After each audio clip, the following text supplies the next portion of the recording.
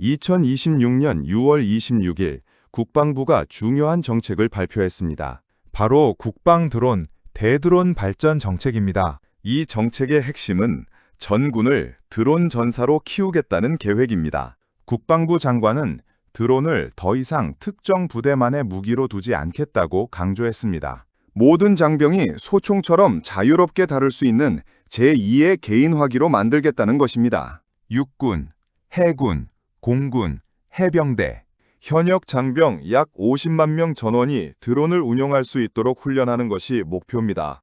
분대와 소대 단위에서도 정찰하고 표적을 잡고 타격까지 할 수 있게 만드는 것이죠. 궁극적으로는 우리 군을 무인 전투체계 중심의 강군으로 바꾸겠다는 구상입니다. 우크라이나와 중동 전쟁에서 이미 증명된 것처럼 저가이면서도 대량으로 운영하는 드론 전쟁의 양상에 대응하기 위해서입니다. 구체적인 실행 계획도 나왔습니다. 먼저 교육용 드론입니다.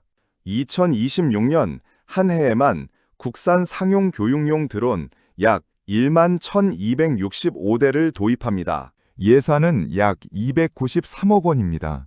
그리고 2029년까지는 이 숫자를 약 6만 대까지 늘릴 계획입니다.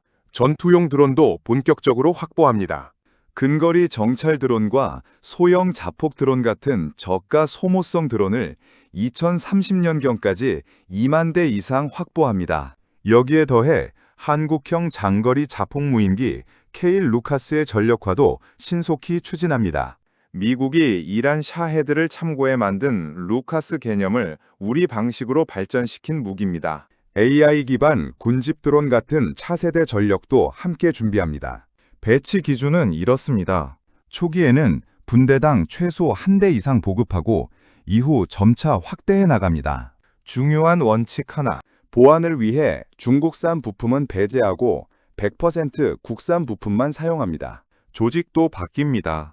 논란이 있었던 드론 작전사령부는 국방 드론 본부로 개편됩니다. 실제 작전 기능은 육해군권과 해병대로 넘기고 국방 드론 본부는 정책과 전투 발전, 획득 지원, 제도 개선, 민군 협력에 집중합니다. 각 군이 자신의 임무에 맞는 드론 전술을 스스로 발전시키라는 취지입니다. 교육 체계도 달라집니다. 모든 장병이 복무 기간 동안 드론 비행 기술을 익히고 자격까지 취득할 수 있도록 만듭니다.